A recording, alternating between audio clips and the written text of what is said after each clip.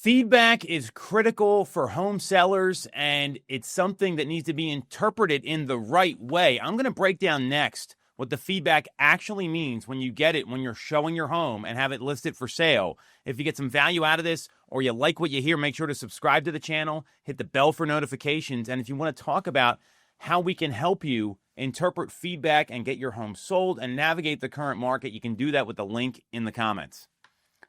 Feedback is important to home sellers because we know that a home's only going to be worth as much as a buyer is willing to pay. And in fact, you have to sell a home 3 times when it's on the market. To the realtors to show it, to the buyer who's going to write up a contract that's acceptable to you, and then to the mortgage company so it appraises.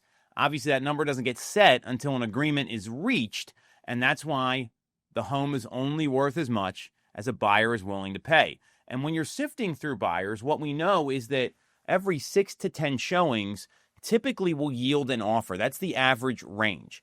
And if you're getting lots of showings and you're not getting written agreements, you've got to look at the feedback and see what the market is actually saying.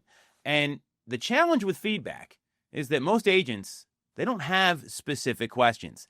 They leave it to the default pre-written questions from a third-party showing service. They're typically these 4 questions. What did you think of the price? How well did the home show? Is there any interest? And any additional comments? Okay, now that's helpful. That doesn't paint the whole picture.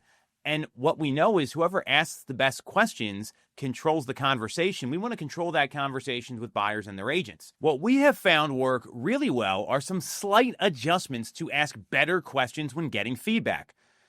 Is your client interested in the property? Very, somewhat, not interested. Those are the answers. How well did the home show? Excellent, good, fair, poor. What is your opinion of the price? What we have done with feedback is add 2 additional questions that help us get a better picture of what the buyer is actually thinking. So we ask the same normal questions. What did you think of the price? How well did it show? Is there any interest?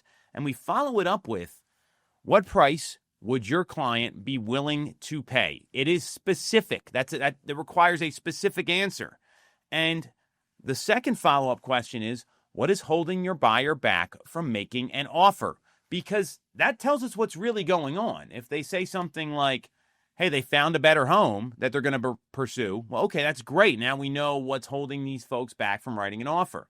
If they give us a specific price, that's good data for the seller. And then you've got to see what comes in and look at the feedback as a whole. The point of this is that the data is not going to lie. It's going to help give sellers a better idea of what the market's saying about their home. And when you ask those additional questions, then you have the ability to navigate what happens next if the home's not selling after the first 6, 10, 12, 15 showings. And you look at this stuff, and what I would encourage people to say is that if you don't get feedback, number one, and you're a home seller, that means the buyer's probably not interested. No feedback is feedback, and that they're not interested in pursuing it further. Not every agent's going to fill out these forms. That's just the way it is. Then you need to look at what you can control with these additional comments or what's holding someone back from writing an offer. So there's 4 factors buyers look at when they're viewing a home and touring a home and considering a purchase. And these are in no particular order. The first is price, second is condition, third is floor plan, and fourth is neighborhood. Those are the 4 things you want to look at. So the first 2, the seller can control, or the buyer can even control, and there's the ability to change those, meaning you can offer a lower price, you can make a price adjustment, whatever that looks like, and you can upgrade the condition if it's warranted. Many times it's not. You don't want to start renovating a home just to sell it. I'm not going to get into all that. Trust me there.